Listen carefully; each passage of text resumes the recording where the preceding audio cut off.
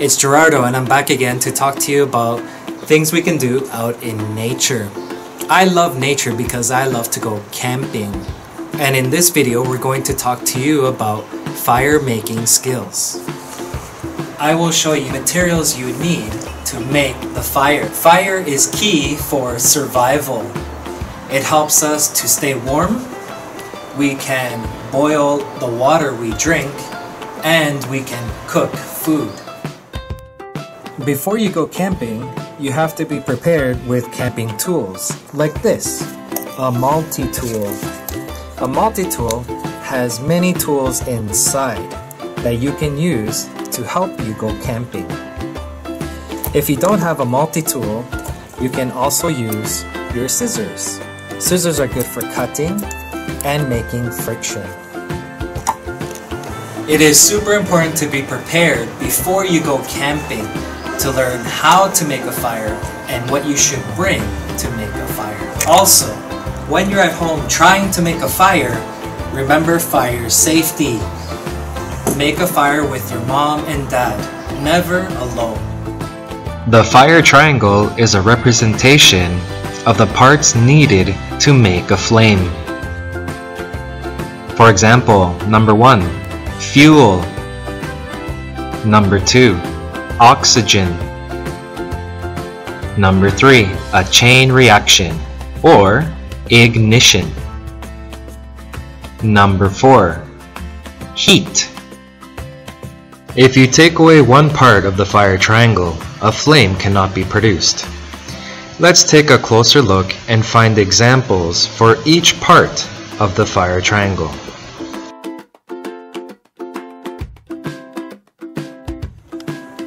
Fuel is anything that catches flame and burns, like wood, leaves, paper, clothing, like your sweater, even food, like potato chips, or garbage. You can find garbage around you. Number 2 is oxygen. Oxygen is in air. It's everywhere around us. Fire needs oxygen to burn. The third part of the fire triangle is ignition. Ignition is something that makes a spark. The spark makes a chemical reaction like this, or this, or a lighter, or matches all make ignition. The last part of the fire triangle is number 4, heat. Heat is required to make fire. An example of heat is friction. Friction is when two pieces of fuel scratch together and get very, very hot to make ignition. Other examples are like this, old examples to make friction. Good fire making is all about being prepared. You need to start by having an open space where you can lay your fuel. Now, you need to make 3 piles of fuel. For example, your first pile is tinder. Tinder is anything small enough to burn, very easy to catch. Ignition, like tinder dust. It catches very easily. Or remember, dried leaves, like this banana leaf, or your garbage. The second pile is called kindling. Kindling are larger pieces of fuel. They are hard to catch ignition, but when there is a flame, they're easy to burn. The third pile is wood, like branches, or parts of a tree, or dried bamboo. Your third pile are big pieces of fuel. Make sure that your fuel is as dry as possible. Wet fuel will not burn. Remember, when you go into nature, it's about being prepared. So you need many options for your ignition. Remember the match? The match is good for striking. It's a good source of ignition, but it breaks easy and gets wet. Matches are not so good. The second form of ignition is a lighter. The lighter is easy to make ignition. It has fuel inside. Igniter here. It makes a flame. Our third form of ignition is called the torch kit. Torch kits are very commonly found in Taiwan. I found these to be very convenient when I go camping. And our last is a Ferris rod. If your torch kit or your lighter get wet, they are no good. But a Ferris rod is very good to make ignition. The ignition is very important. Let's talk about preparing our fire.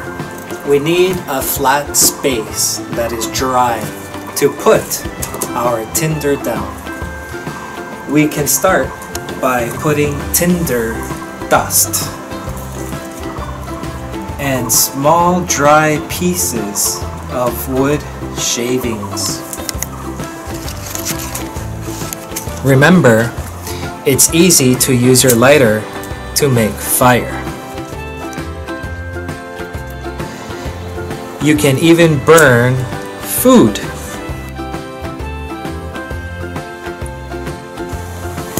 Food is fuel too. Like cereal.